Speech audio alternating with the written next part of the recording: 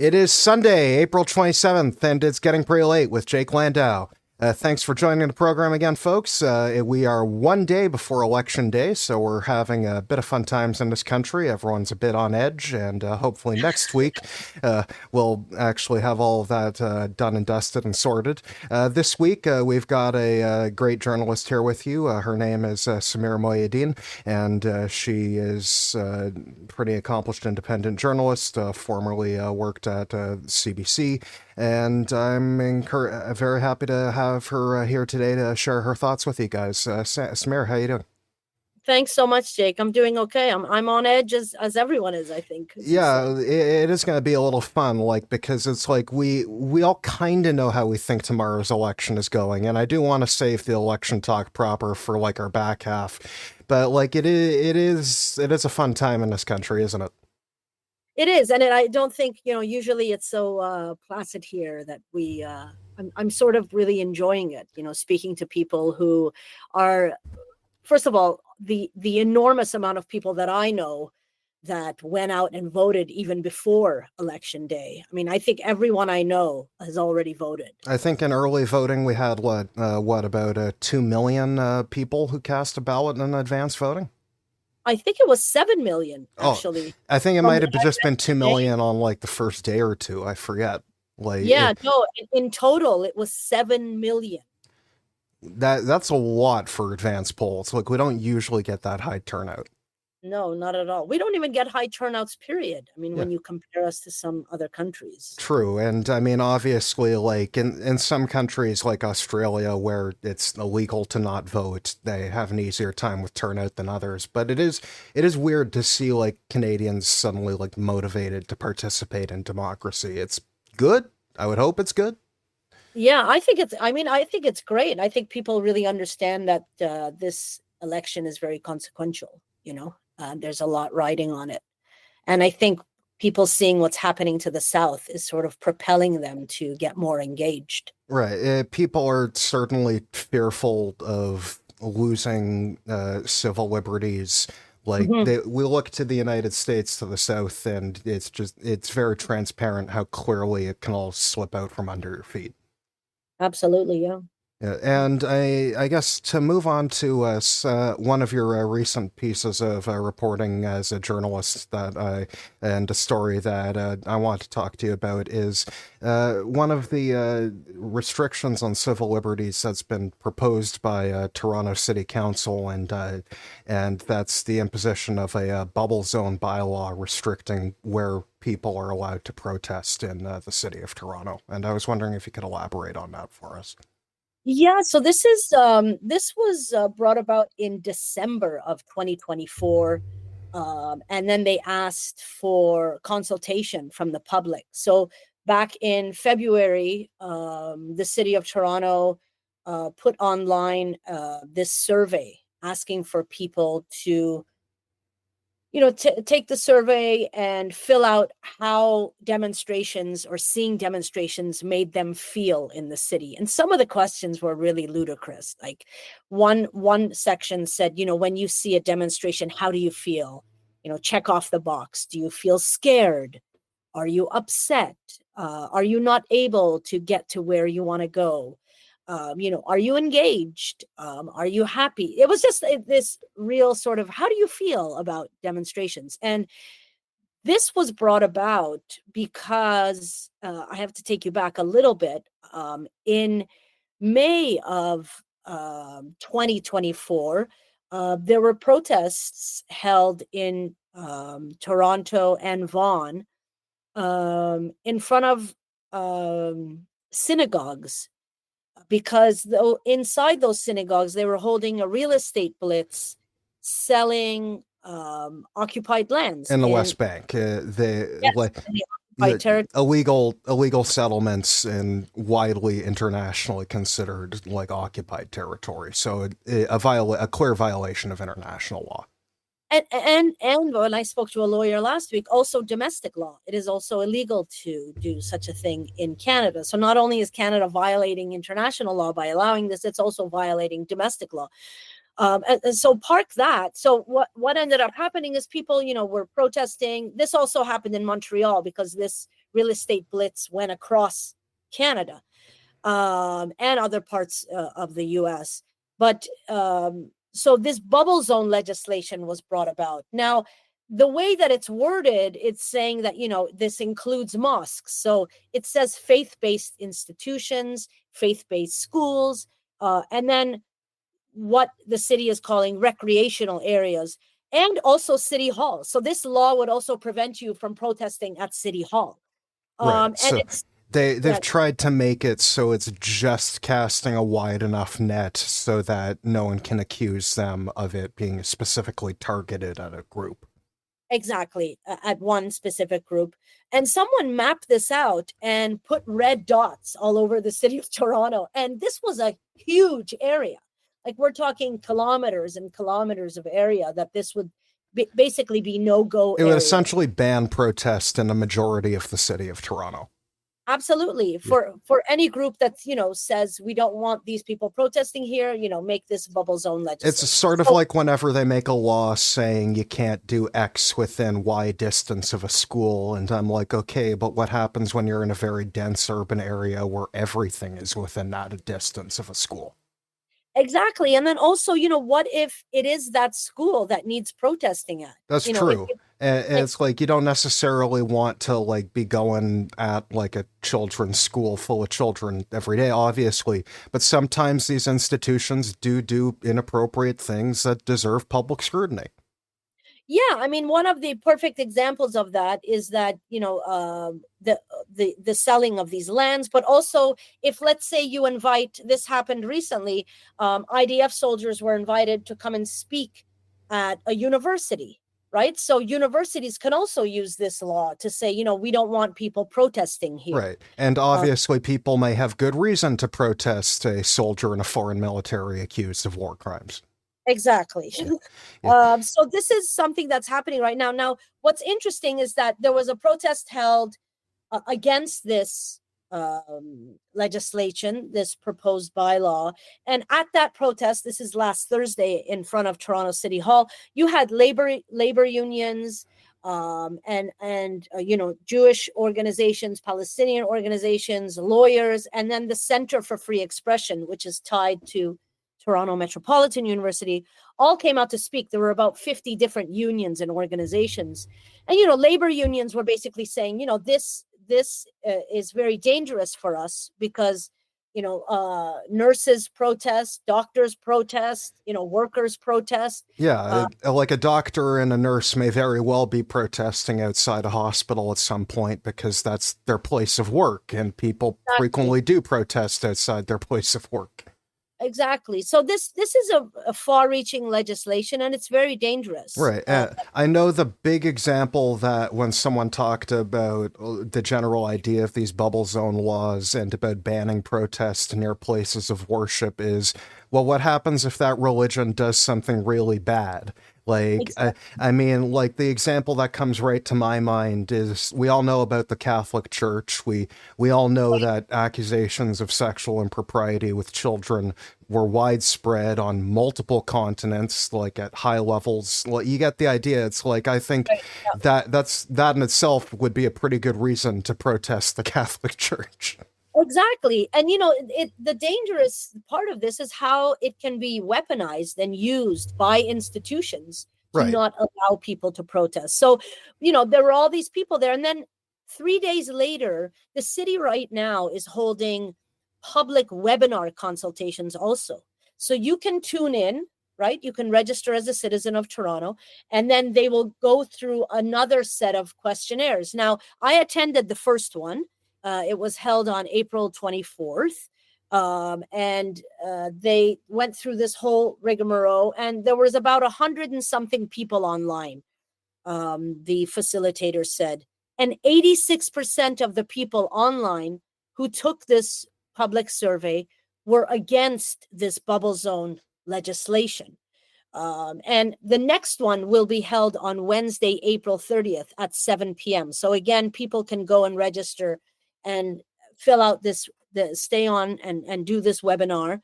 But overwhelmingly, people in Toronto are against this. Now, there are two specific councillors who are trying to push this legislation through. Bradford and James Pasternak. I am laughing a little that you were about to call him Badford. Like I know we all say it, but it's funny when even the journalists can't stop ourselves. I had never ever actually. This was the first time. I'd never done that before. But now that's even funnier. Now that was slipped, I think I'll use that from now on. Yeah, little Freudian there. Yeah. And so Bradford and James Pasternak are the two councillors that are trying to push this bubble legislation through. Now, what's interesting is that you already have this bubble legislation happening in Vaughan, and in Brampton and in Montreal. But what we know that the Canadian Charter of Rights and Freedoms, specifically Section 2 of the Charter, supersedes all of this. So in many ways, this is just costing taxpayers in this city millions of dollars. We're wasting on these, public consultations, because it's actually this goes against people's Charter of Rights and Freedoms. Right. It's a very blatant charter violation of the right to freedom of assembly, freedom of association, freedom of movement. Like, there's a lot of different ways that it would seem to fall under Section 2 there. Is that exactly? So the city is basically just shooting itself in the foot, costing taxpayers millions of dollars, and, creating this environment where people can weaponize protests. Institutions can weaponize protests, criminalize this sort of activity, because they don't want people to be protesting in front of their buildings or wherever. Right. And it is certainly, like, it is disappointing, because, well, more disappointing is probably a weak word for it. But you're right. It's like Canadian taxpayers, like, they ultimately have to pay the bill for the legal defense of these laws in their city, the laws that they may not necessarily approve of, and that they may know very well are blatantly unconstitutional and won't hold up to legal scrutiny. Exactly. And you know what? When I reported on this, I gave a sort of personal anecdote that, I'm a member of the Iranian Canadian community here. And during the Woman Life Freedom Uprising back in Iran in 2022, 2023, we were holding protests every week. We were blocking roads. We were letting off, smoke bombs. We were doing all of that using loudspeakers. There was nobody, there was no sign of bubble legislation. Nobody was against what we were doing. I've lived in this city 46 years. We've never had such legislation be proposed. Because and so, in that instance, the government supported the cause, but now the government doesn't support this one. Exactly. So it's very blatant why this is happening, right? This is the Palestine exception on full display. And, like, people are growing increasingly aware of the Palestine exception, and they're pretty much losing most, if not all, tolerance for it. They are, and it's, it is really causing, I think, a lot of institutions that need to do a reckoning. It is causing a lot of those institutions to come into disrepute, and professions, my own profession, journalism. I mean, we're seeing this exception on full display, and it's really disheartening.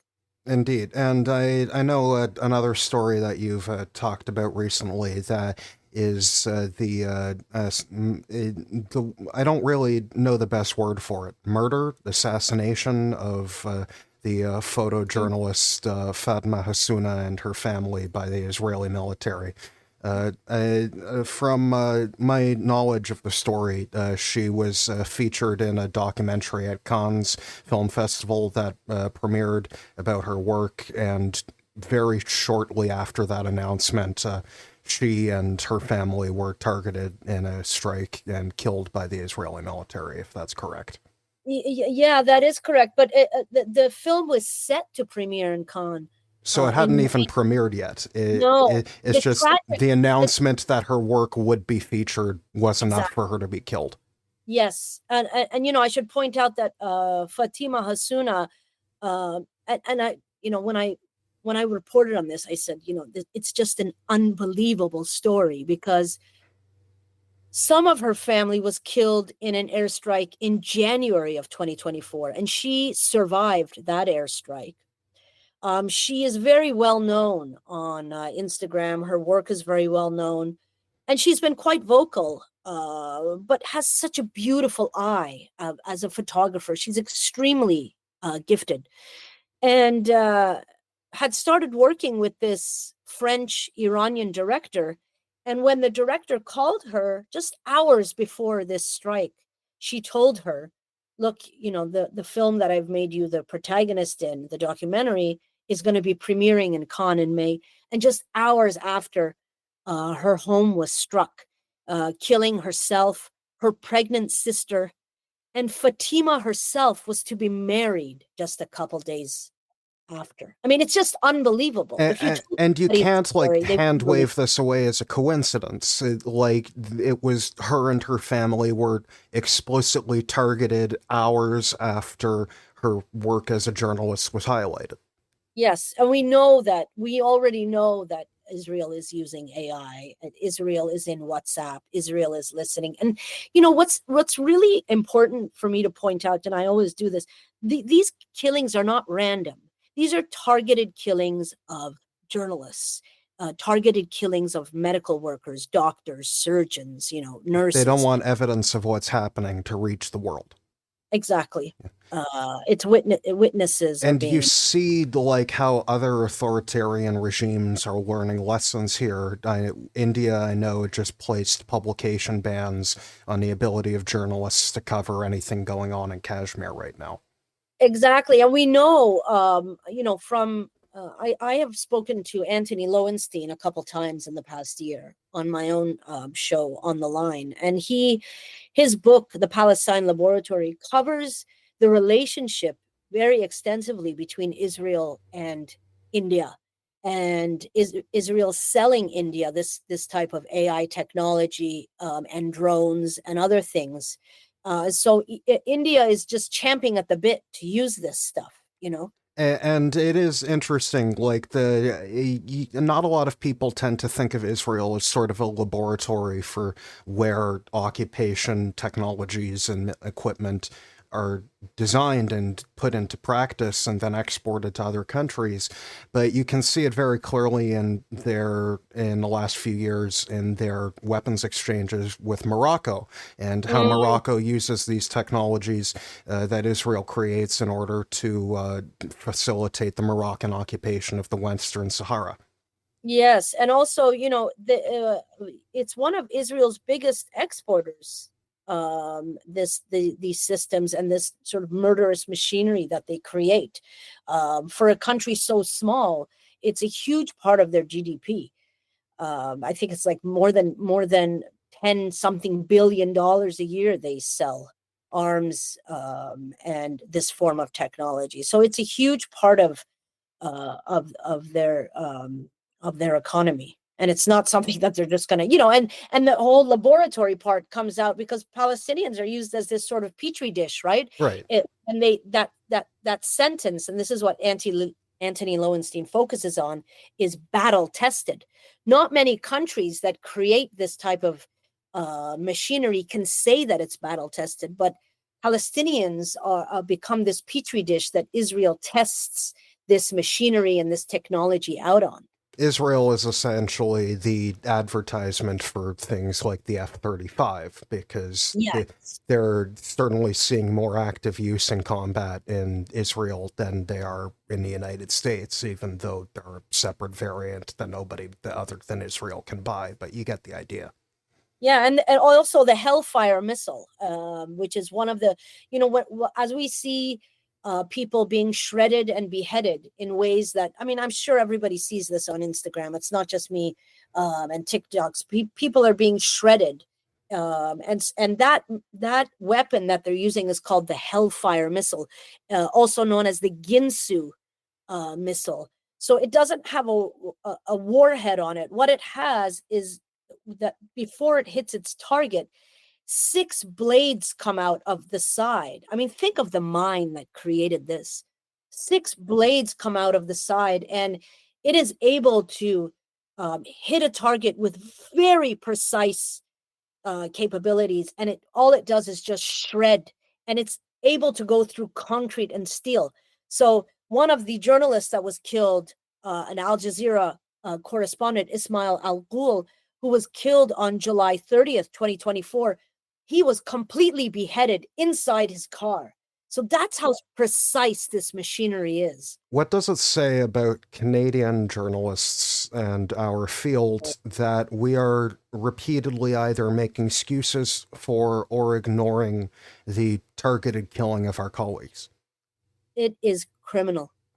It is just the deafening silence of organizations like Canadian Journalists for Free Expression, Canadian Association of Journalists, the Journalism for Human Rights, for Christ's sake. They, for the first time after 17 months, put out a piddly statement 2 weeks ago for the first time saying, journalism is not a crime.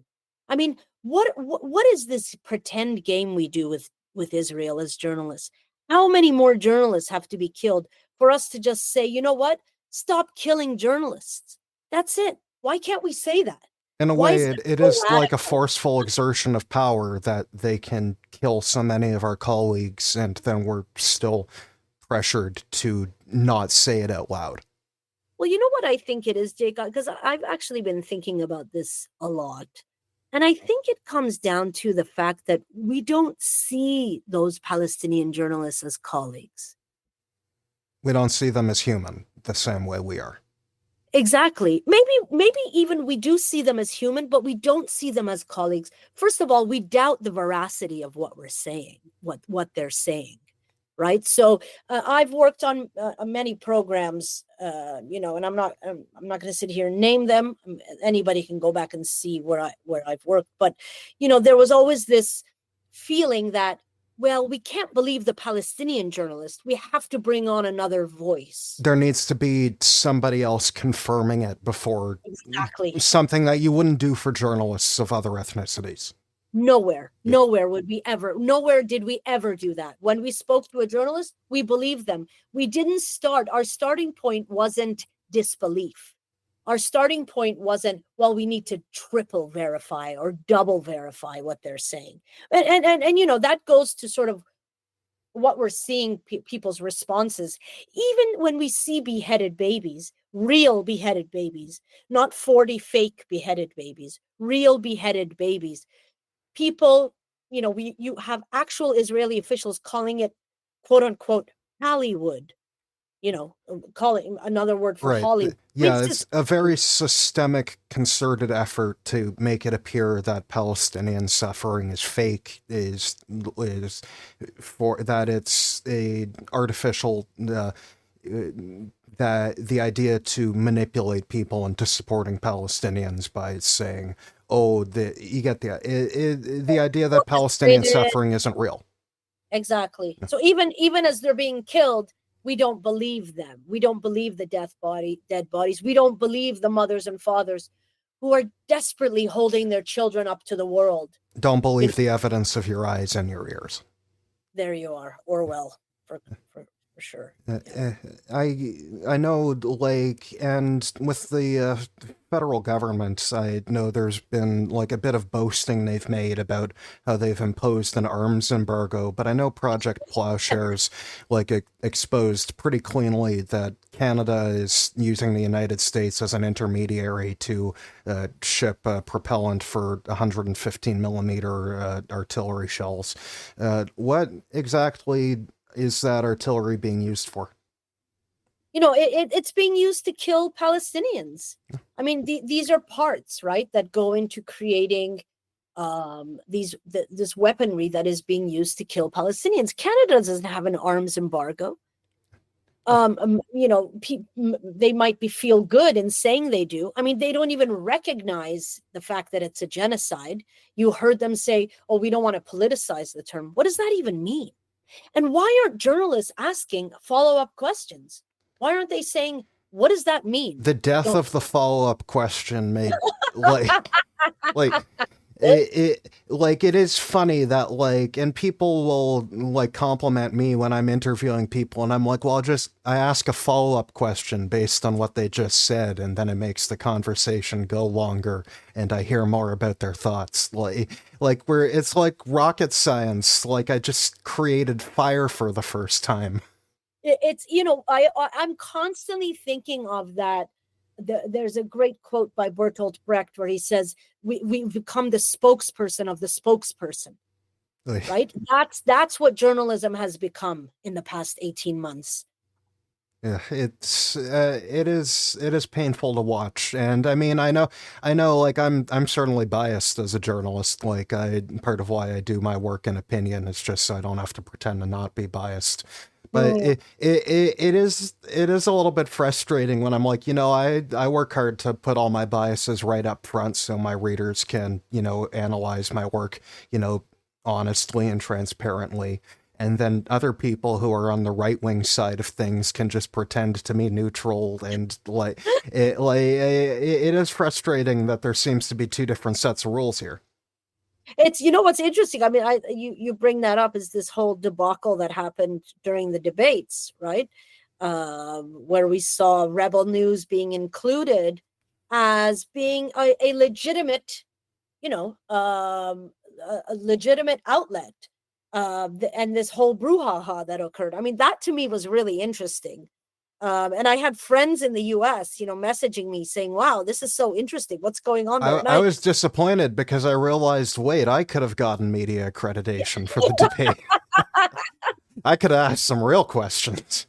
Oh, yeah. I mean, it's as much as I sort of poo-poo on what's happening within the media landscape here, I think that there is a reckoning that is going on, that this and a bit of a shaking that needs to happen with people in Canada, with our colleagues here. Hopefully. I'm not optimistic that people are very antsy to be more critical of their news. The unfortunate reality I find is that depending on who I criticize in a piece, certain people just be mad, and then they'll be cheering when I criticize their enemy in a different piece. There's no desire for objectivity here. No. But, at the same time, I'm glad to see that people are sort of moving beyond objectivity too. True.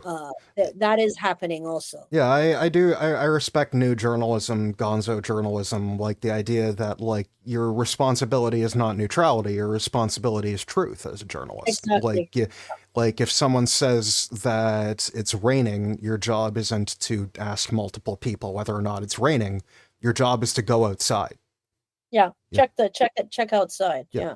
Look out the window. I mean, we see a lot of, particularly when it comes to this issue of Israel-Palestine, we see a lot of monkey stenography, which is, you stand in the middle as the journalist and hold a mic. What do you say? Well, what do you say? And then you look at your audience and shrug your shoulders and say, well, that's what they say. I mean, how many times have we heard Israeli spokespersons being put on the air here on CBC, on CTV, blatantly lying? And there's no follow-up question. Yeah, it is extremely frustrating. And I mean, I know what frustrates me is occasionally I do go on the media because they will want a pro-Palestinian perspective. But I'm like, why is it me? I mean, I'm a Jew. I mean, don't get me wrong. It's good for people to hear from pro-Palestinian Jews. Unfortunately, some people don't think we exist. But I do think Palestinians should be able to, speak for their own interests. They shouldn't need me to patronizingly speak in their behalf. Yeah. I mean, that's something that's, I think you touch on something that's a big problem.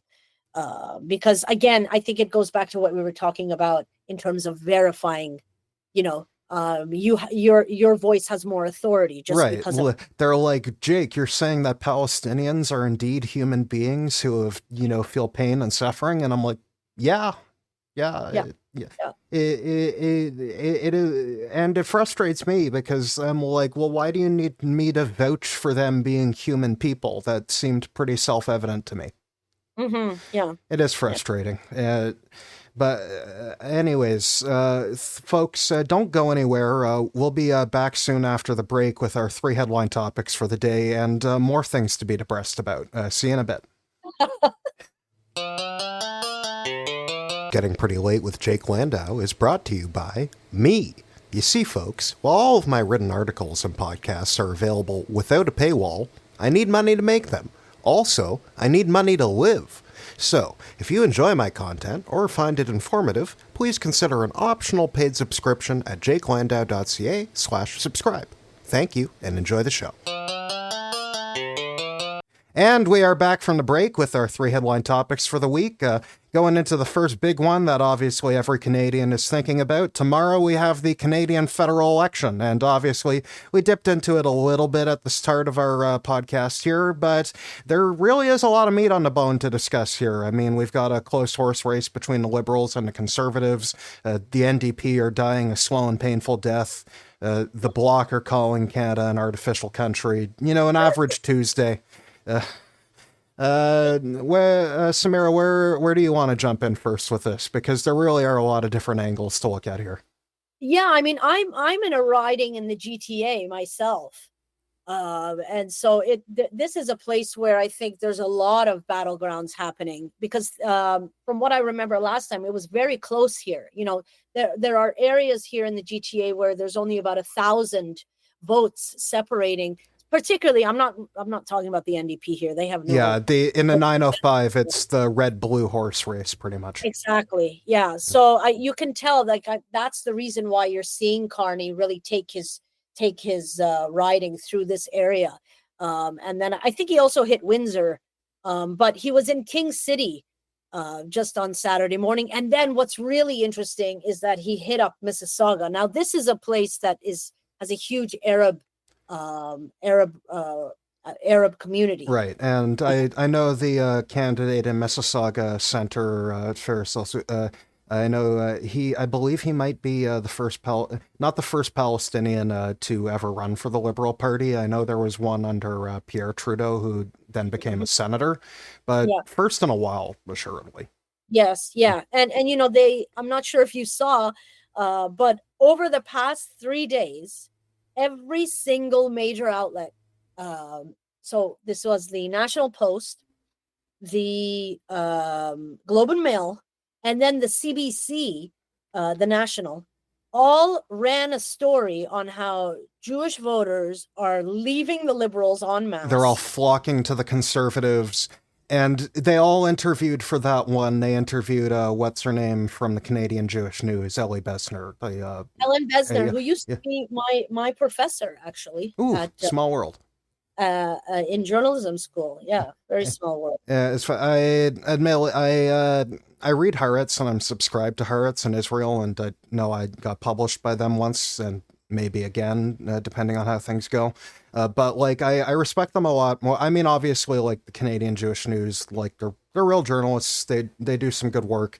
But like, it is funny how like one just gives me a much more sober and fair appraisal of things than the Canadian Jewish News does. Like, I mean, the Israeli media itself runs headlines and does stories that we would never dare do. Right. And it's not exactly an accident. Part of it is like a display of the fact that they can. Yes, absolutely. But what does that mean? They can. Yeah. It's the idea that like Jews in Israel can go further in what they can say as a sign of the fact that they are Jews in Israel, of their place in social hierarchy in this particular system. Yeah, but I think in what you just said is really, you know, very telling, because they're really reporting the facts and the truth too, right? The Times of Israel, I mean, for all, you know, people poo-poo on it, but I read it very regularly because it really is a great, I think, barometer and indicator of what mainstream people in Israel think. Right. And I know with Haaretz, like at least in the English edition, it's pretty explicitly covering Israeli war crimes and calling them out as war crimes. Like the medic killing of the 15 who are buried in the shallow grave, like they were just running photos like uncensored. Yeah, but also the Times of Israel reported on that. Yeah. Right. And it wasn't reported on it the way it should have been in this country. Right. Right. And it is highly, it is frustrating. And like you're right in that like there was sort of just like every single mainstream Canadian publication all just ran that story at once during an election. But I also don't know if it's necessarily borne out by polling or what we're actually going to see tomorrow, because Yeah, yeah, yeah. I think there were like a few like conservative interests in the Jewish community who vocally said they're going to be voting conservative. But these people also, to be frank, I think they vote conservative every election. And They do. And what's interesting, Jake, also to point out is that, the Toronto Star today ran an op-ed by a professor over at the Munk Center, Jewish, who said, overwhelmingly 70% of Israelis want a ceasefire, and overwhelmingly, like the whole headline was, "I'm Jewish, I'm not voting conservative." So it was sort of countering this narrative that all Jewish people are voting conservative. But all to say, there are people who are running. I'll name one person, Karen Stintz, who was a former Toronto city councillor. She has no policy, no platform whatsoever. Her whole thing is anti-Semitism. Right. And she's running in Eglinton Lawrence, which is exactly which for people unaware is one of the highest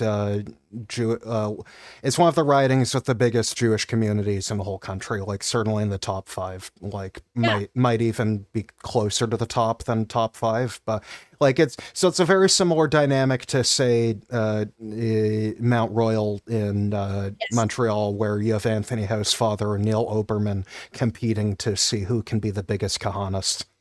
Exactly. And Oberman again, what's his platform? Has he said anything? No. He has no his platform is trying to get Yves Engler arrested. Poor guy. I know. It's like I know that like Yves, like he'll like run right up to politicians and like be angrily asking questions in their face, but like that's the job. Like that's the job, and that's is that the style that is that confrontational style the way that every single journalist does things? No, it's not the way I necessarily do things, but like it's not invalid. No, it's not invalid. And you know what?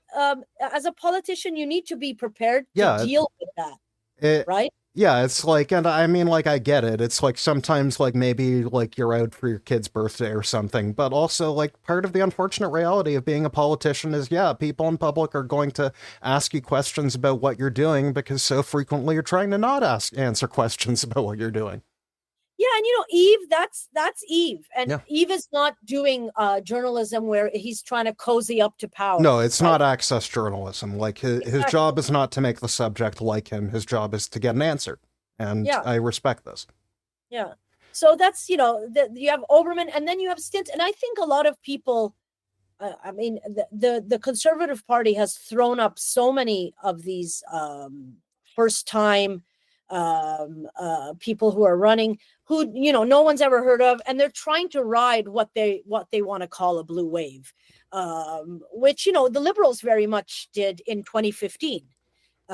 So I really don't know what's going to happen, because Vince Gasparo, who is running against Karen Stintz, he has a lot of people.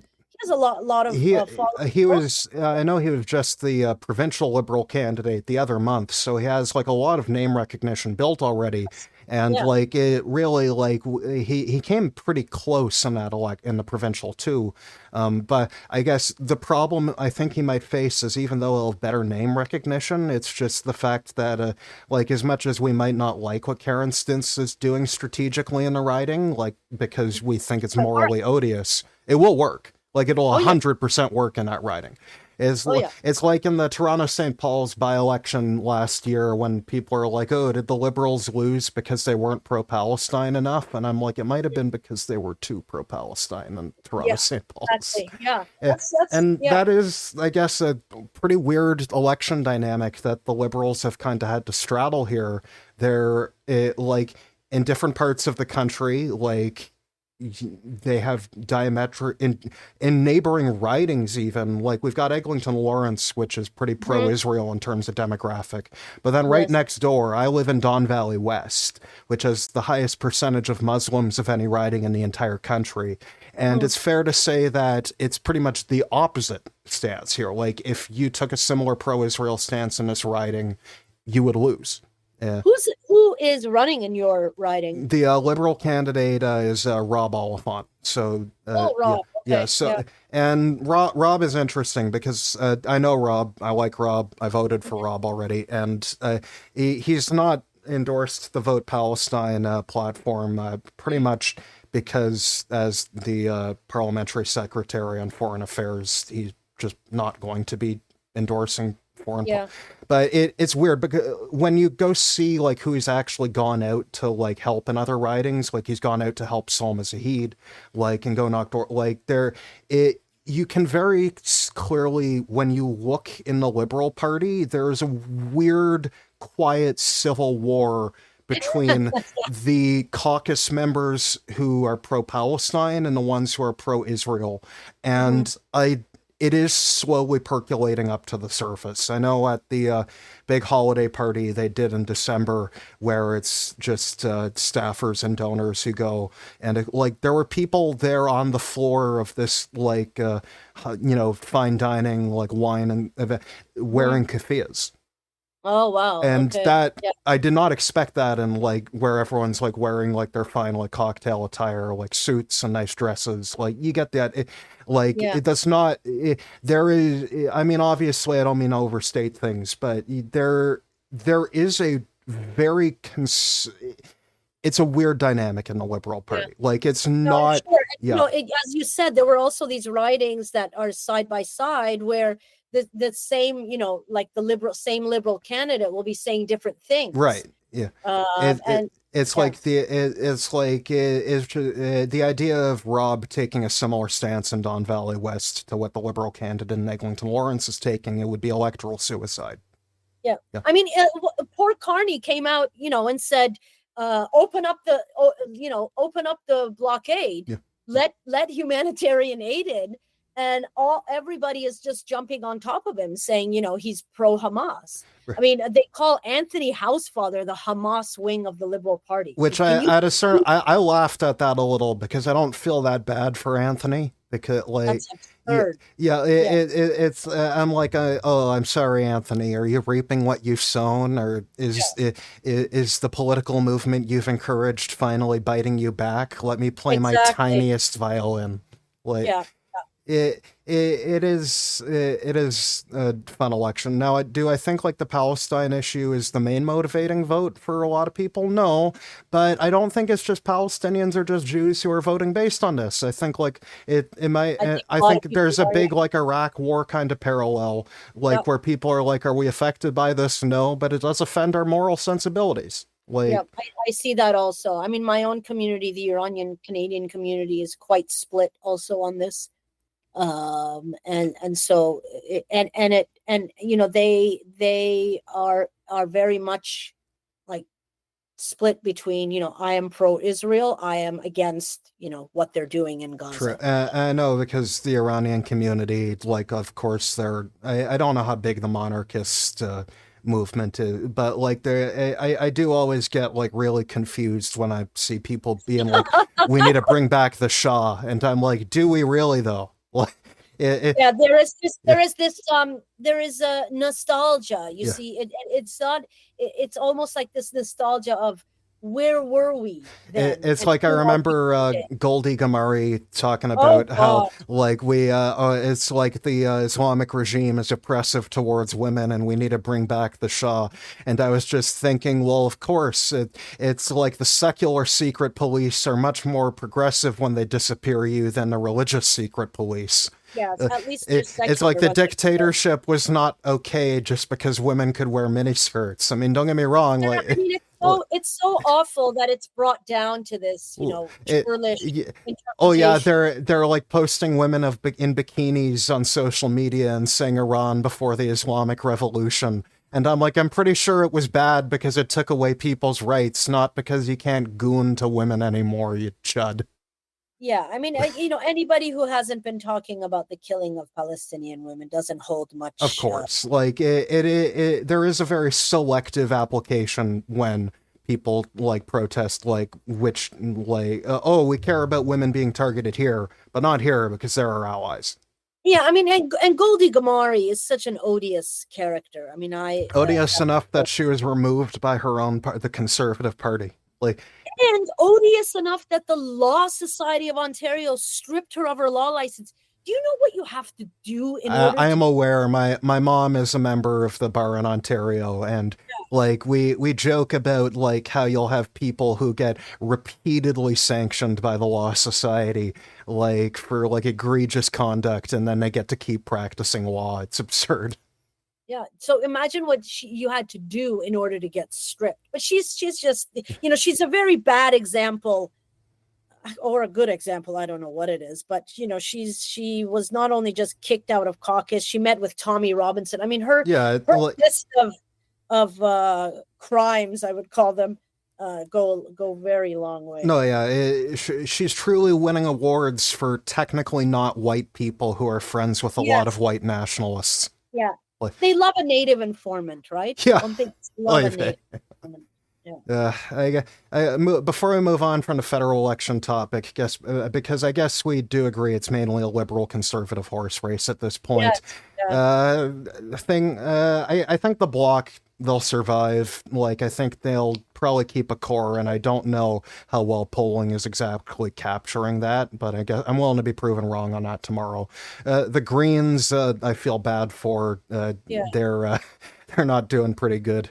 But the NDP, this is pretty atrocious. Yeah, it looks like they're going to lose a lot of seats. And I think, a lot of that may come down to, people just being afraid of the Conservatives winning. I mean, I have a lot of friends who normally vote NDP and are voting Liberal this time because of that. I mean, that's true to an extent, but it's also happening in really dumb places like Ottawa, where like the Conservatives come in like a distant third. It's like when people are saying like vote strategically in Ottawa Centre, I'm like, no. That's Jill Hardin for the NDP, and that's Yasser Naqvi for the Liberals, and that's it. Like, what is the strategic vote? Like, vote strategically to prevent better things from happening. Like, no, I'm referring specifically just to Toronto. Yeah. I have a lot of friends who are sort of they're Although very that's frustrating for the NDP too in Toronto, because at the provincial level, like they're just not able to translate stuff like Chris Glover's seats and like to the federal level. It's an unbreakable red fortress, and it is a bit inexplicable. Like especially because unlike the Liberals and the Conservatives, the NDP legally share riding associations between federal and provincial. They're a lot more integrated, and ideally they should be able to organize like resources across federal and provincial lines a lot more easier than Liberals can. And yet the Liberals are cleaning their clock in Toronto. Yeah. I don't know what's going to happen. I don't know. Fun times. Hopefully we won't completely descend into a two-party system. 2.5. 2.5, yeah. 2.5. Our next topic of the day, folks, moving from the federal level to the provincial level, in new news, as opposed to old news, which would no longer be news, the Progressive Conservative Party of Manitoba has elected a new leader for their party. Mr. Obi Khan has won over Wally Dodrick in a very tight race for leadership of the Manitoba Progressive Conservatives. Of course, 0.4%. Yeah, he won with 50.4% of the points. Now, how it works, folks, in this race, and what has caused a bit of controversy, is that the ballot, it is not simply one member, one vote. How it works is everyone in a riding votes, and if less than 100 people voted in a riding, if, say, 40 people voted in a riding, that riding got 40 points that were allocated proportionately. But if the riding had more than 100 people, then the riding was capped at 100 points. Uh, uh, Oh, so, wow. yeah, so what happened is while he technically got a couple dozen less votes, he got 50.4% of the points. So he narrowed, and this has caused some controversy because people are like, oh, they changed the rules and made it weighted to get their preferred candidate in. But I would like to inform most progressives in this country that their political parties, including the Ontario NDP, the Ontario Liberal, a bunch of progressive parties that use ranked ballots and such, also do weighted for when they're nominating leaders. Because and it actually makes a fair bit of sense to me because I mean, does it show that they're really split? Like the conservative. I mean, parties? it was definitely a very close race. I could say there were definitely two different perspectives for the way that the Conservatives in Manitoba should go, and I know that I don't know how much luck they're going to have going up against Wab Kinew, to be entirely honest. He did seem to pretty thoroughly trounce them. And the one path I would see them being able to get at Wab Kinew on is, well, I mean, the allegations of physical abuse against Wab Kinew by his former girlfriend they're well known at this point. And whenever I bring it up, people are like, well, Jake, he's reformed. He's taken accountability. But he actually denies that he did it. And I don't know how taking accountability works, but I don't think you've taken accountability if you say I didn't do it. And it's like, I know there were allegations, like the charges were dropped, but like at a certain point, like that would be the line of attack I would use, because to be fair, that is a very serious thing that I don't like has been brushed under the rug. But the problem the Conservatives in Manitoba have is they lost mainly because they refused to search the landfill, and he did for... Yes, and he did, exactly. And that ultimately is why I don't know. And the problem was they refused to really pull back on that in this leadership race. They refused to say, maybe we shouldn't have done that. And that is kind of why I don't think such a line of attack would work for the Manitoba Conservatives, because they don't occupy a moral high ground in that regard. No, they don't. But just to, and I don't know, do you think that they would use that against Wab? I mean, they used it in the last election, so, and I honestly, I wouldn't blame them for using it again, because it's a perfectly valid complaint about a political leader. Yeah, but it didn't seem to work. It didn't seem to work, that's true, but, I mean, there are a few different reasons that it might not have worked. One may have just been the environment that I was in, the mood of the electorate. The other thing is that repeating it for several election cycles in a row could potentially make it more effective. And also, there's a part of me where it's you know what, even if it isn't maybe the most effective, I kind of just want to live in a world where that is disqualifying for a politician. And it does every time I see a left-winger saying that they're ignoring this or making excuses for it. No, there has to be an objective stand here. We know very clearly this is not okay, and I do judge people who make an exception based on it. And I know I'm going to probably catch shit for saying all of this, when people listen to this, but I don't care. And again, these allegations weren't proven in court, but but how, intimate partner violence. Yeah, frequently they're not. Exactly. If we're taking the stance that we want to go from the angle of believing people when they say that these things happen to them, we can't say unless you're accusing our friend. Exactly. Or somebody I'm aligned with politically. Yeah. But I know. But back onto the topic of the how the ballot works. People are saying, well, shouldn't it just be a straight one member, one vote thing where the people with the most votes win? But the reason I'm okay with them doing it where you need a certain amount of points from each riding. Where it's is because very simply, we don't popularly elect premiers at large. They need to be able to carry a majority of the ridings, especially in a province like BC, in Manitoba, where it's fully a two-party system now. It's just the NDP and the Conservatives. So you need to carry a straight majority to win, pretty much. That's so interesting that it's sort of, either NDP or conservative liberals are just. Yeah, it is funny, and like in the Atlantic, you'll kind of see the opposite, where it's like the third party is the Greens, and the NDP are just like playing in the corner, and nobody wants to be their friend. Like Yeah. at a certain point, first past the post kind of does naturally degenerate into two-party politics, Yes. and whether it's NDP or liberals that become the opposition to conservatism kind of just depends, like on whether you're a Western or Eastern Canadian. Mm-hmm. Yeah. Yeah. But yeah, it's like I get why they waited, and I mean, considering that political parties I'm a member of do the exact same thing, where it's like less than 100 points based on how many people, but if you have more than 100 people, it's 100 points, and that way you can ensure that like whoever you make leader carries like a reasonable enough, like you don't want someone signing up 10,000 people in one riding, and then it completely swings the whole thing with someone who's only It's popular not very in, like, representative that way. yeah. Yeah. So it like I know like it is in vogue to criticize conservatives, but I can't do it like every single time reflexively. Sometimes they do a reasonable thing, and I'm like, okay, good for you. Now let's move on with our lives. Yeah.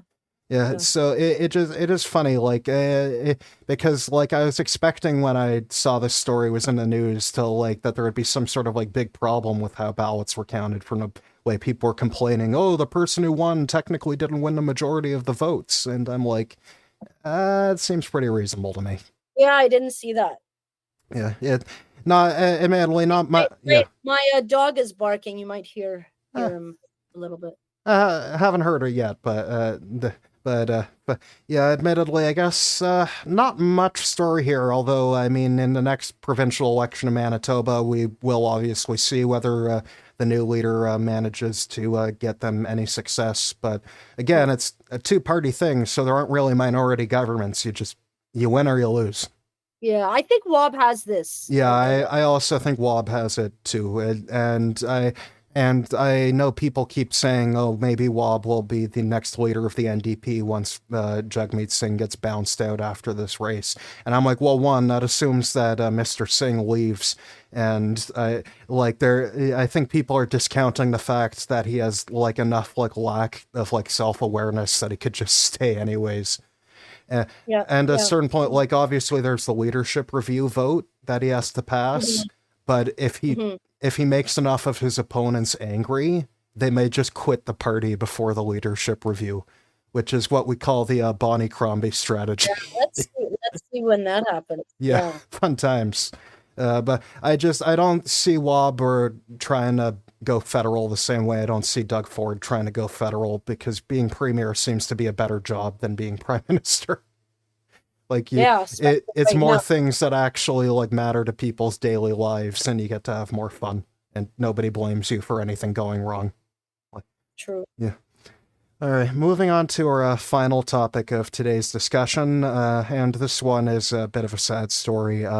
Recently, yesterday, at the Filipino community in Vancouver's Lapu Lapu Day festival, 9 people were killed and more were injured in a van attack.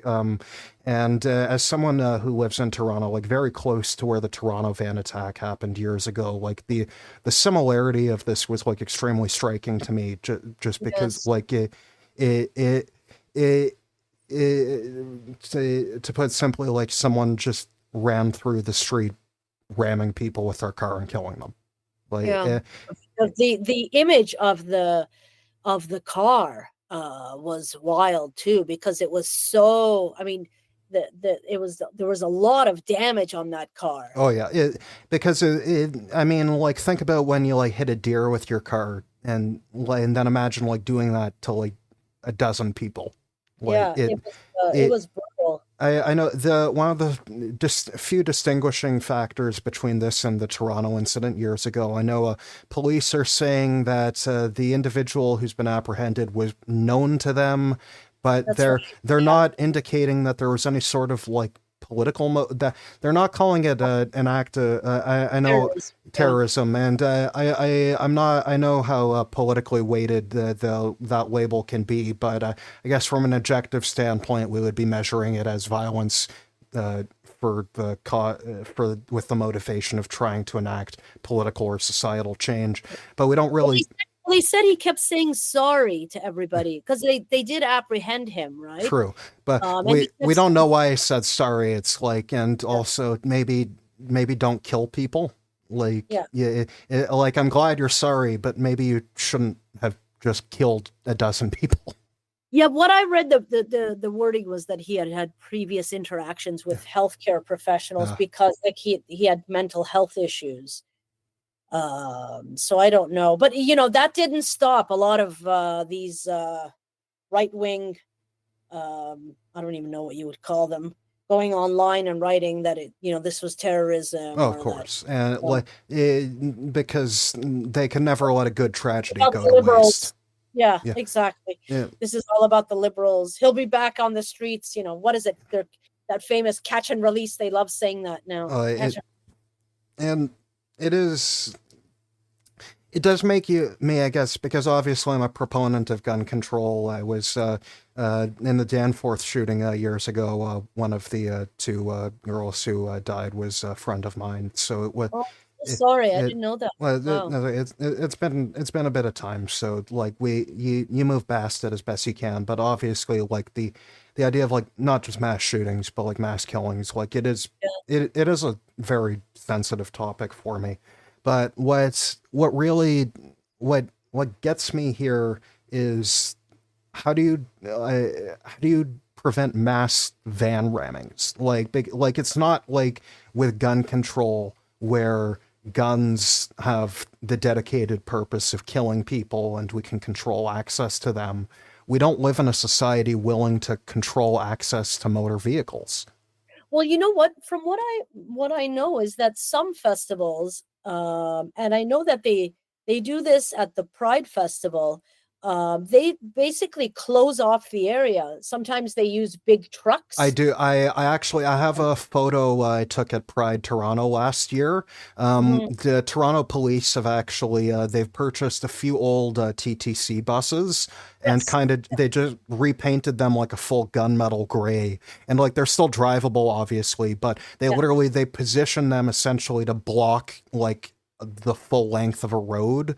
So it's like there are ways to like I guess obviously you're right, there are ways to harden like festivals and events against these kind of attacks, but like at a certain point like that. But the thing we have to remember is in the Toronto van attack there was no festival, like there was nothing happen. It was just I don't think you can prevent something like this. Like the only way to really prevent it is, I guess, we would have to like restrict the ability of cars to enter certain areas. Like we would have to pedestrianize more streets.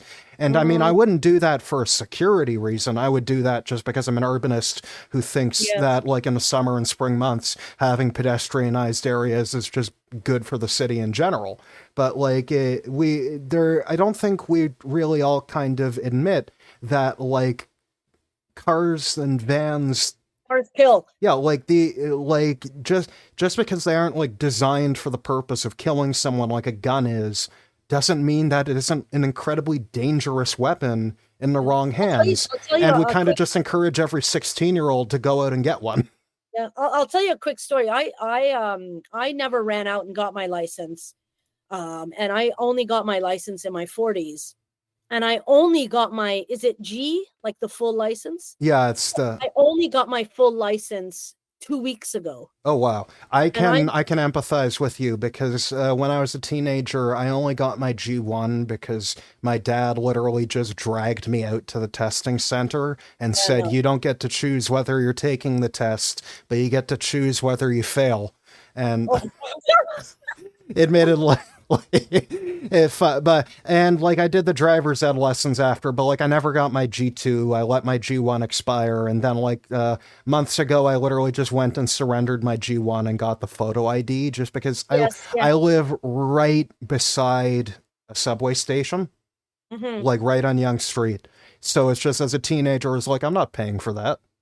Yeah. It's like, and it was great because like I could go anywhere in the city without needing a car. It's like I didn't need the idea, and it's just the idea of trying to get around Toronto with a car is honestly just feels kind of alien to me. Like, why wouldn't I take? And the thing was, as I got older, I realized that, I could kill someone. Like the idea of that really sort of permeated. Oh yeah, And it's like I was a very responsible driver when I was a teenager, and my parents would make me drive places, but I hated it. Driving is probably the most uncomfortable experience in my entire life, just because it's like I get overstimulated very easily. Like you're having to constantly look in 10 different directions, and like I know, I mean, like, being autistic doesn't really impact most of my life in a significant way, but when part of managing it kind of relies on turning down some things you're sensing around you to not get overwhelmed, the idea of just having to pay aggressive attention to everything around you at all times just feels like something you would do to torture an autistic person intentionally.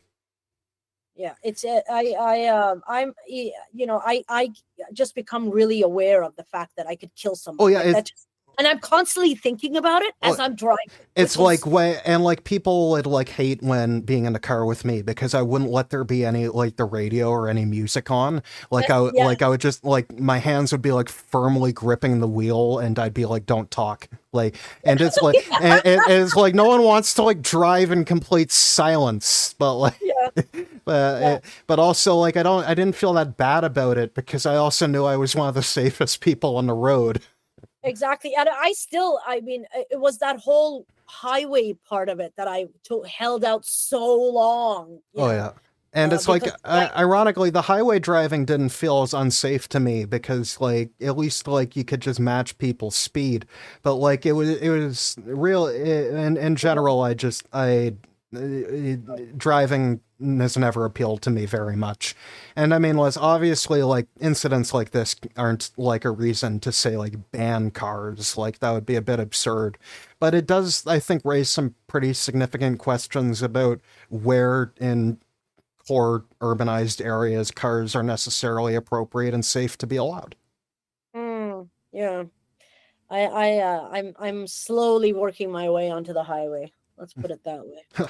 Well, I mean, it is good to know that you've got your full G license. We'll be making you the designated driver for. But Samira, thank you so much for joining the program today. It's been an absolute pleasure to have you. Thank you. It was wonderful speaking with you, Jake. Anytime. No, of course. Samira Mohyeddin, everybody. Cheers. And that'll do it for this week's episode. Thanks again to Samira Mohyeddin for joining the program. She's a very, very respectable independent journalist from On the Line Media, and it's a privilege to have her and other independent journalists on the program and to feature their work. Next week, it will be May the 4th, and to celebrate, I am going tonight to see the re-release of Star Wars Episode 3, Revenge of the Sith. So thank you again for joining us tonight, and I am going to go eat some popcorn. Cheers. This is the end of the show. Bye.